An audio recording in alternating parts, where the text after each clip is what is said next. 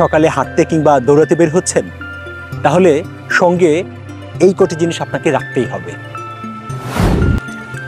সাধারণত দৌড়াতে বের হলে আমি সঙ্গে এই কোমর বন্ধনী ব্যাগটা রাখি।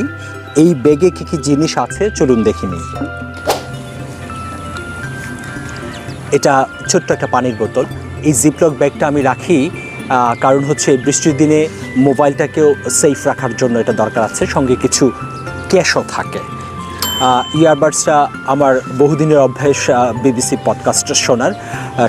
সঙ্গে একটা রুমালও রাখি।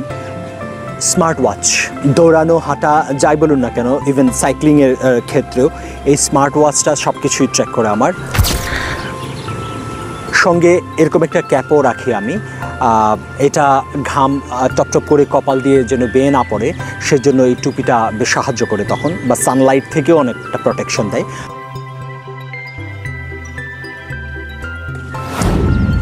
সব কিছু গোছানো শেষ, এবার চলুন দৌড়ানোর পালা।